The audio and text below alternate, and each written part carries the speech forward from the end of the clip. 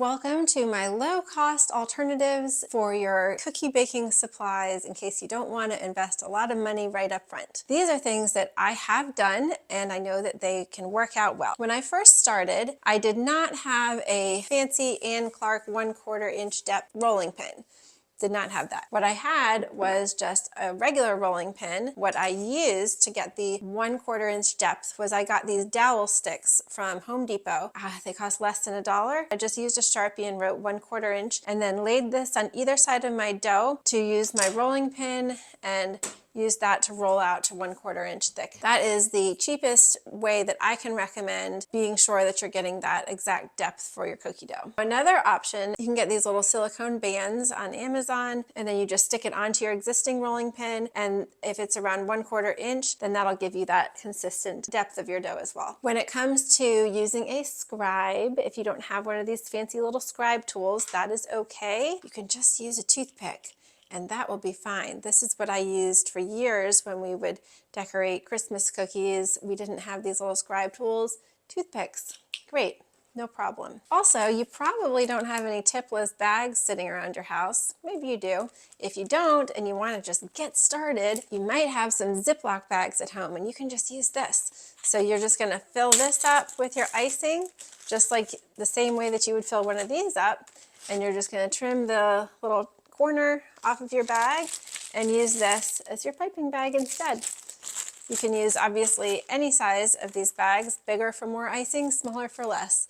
And that's a great way to just jump in and use what you've got. One of the biggest expenses in the cookie decorating world, once you have your other supplies, like you've got your stand mixer, you've got your rolling pin, whatever, a lot of that, you've got it, you're ready to go. But each time you want to decorate a new set of cookies, are you going to buy all those new cookie cutters every time? You can. I certainly have. But when I was starting out, I didn't necessarily want to invest in buying all these cookie cutters.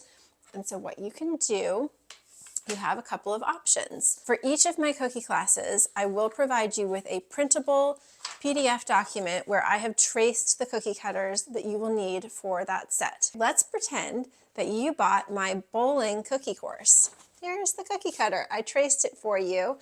You printed out the page, and now here it is. You have a couple of options. Number one, you can cut this out and use it as a guide. Use a sharp knife and place this directly on your cookie dough after it's been rolled out and just cut around it with your knife to cut out the shape. So you'll have hand-cut cookies. Great, that's a good option.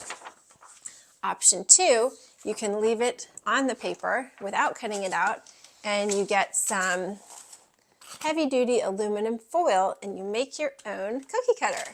I'm going to show you how. I did this when I was first starting out. There was a set of cookies that I really wanted to make. It looked so cool. And I was like, I cannot justify buying all of these cookie cutters. It's a little bit expensive for something that is just a fun thing that I want to do on the side. I made them myself using foil, so I will show you how we can do that. Tear off some foil. You'll also need some tape. You know how a cookie cutter is about 1 inch thick? So to make our cookie cutter about 1 inch thick, we're going to be folding our foil into approximately 1 inch. So it doesn't have to be exact, but I'm going to fold over about 1 inch here. And I'm just going to crease it, and then I'm just going to keep going, folding it over and over until we get a nice thick strip of foil.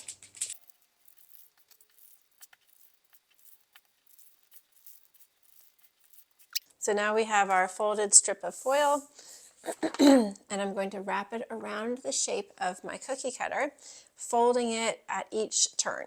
So I'm going to start right here at the bottom of this cookie cutter, and I'm going to make a little turn in the foil. And you're just going to use your fingers to shape your foil so that it is doing what you want it to do. Okay, and then right here is where I'm going to make this crease back to go up and shape around the bowling ball.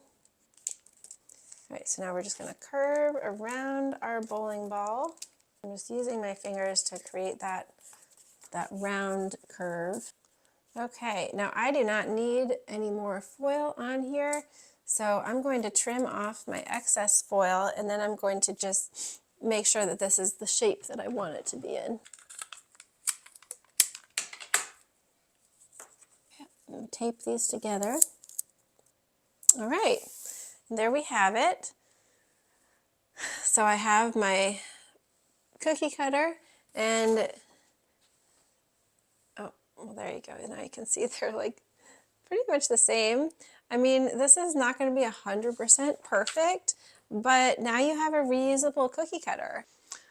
Okay, let me demonstrate for you, and we'll see how our homemade foil cookie cutter works out. All right, we're just going to push it down into the dough. All right, so here is our bowling pin and bowling ball cookie. Also, I think it would be a good idea to roll a longer sheet of foil over and over so that you get really thick edges, so it's a little bit sturdier. So here is our little cookie that we used our homemade cookie cutter to make.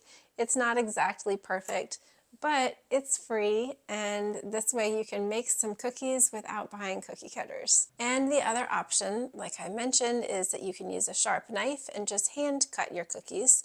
So let's say I want to do a heart. You can just kind of draw the heart onto your cookie dough using your knife. These methods might take a little bit longer than using a cookie cutter, but this way you don't have to buy cookie cutters that you don't want to purchase. Okay, so there is our little heart cookie that I cut out by hand using a sharp knife. One other option for using what you have is if you happen to have some basic shaped cookie cutters, such as a rectangle or square or a circle, you can use that for almost any type of cookie you want to do. So let's say you wanted to make some hearts for Valentine's Day. You just use a circle cookie and just draw the hearts on with icing instead of having the cookie shaped like that. Let's say you wanted to do the bowling cookie, but you didn't want to buy the cutter and you didn't want to make your own and you didn't want to cut it out by hand. You could do a rectangle or circle shaped cookie and just draw the shape of the bowling pin and the bowling ball on that. If you want to, the first thing you can do is just flood the whole cookie in like a basic white background or some other basic background. Let that crust over, and then put your bowling pin and bowling bowl on top of that.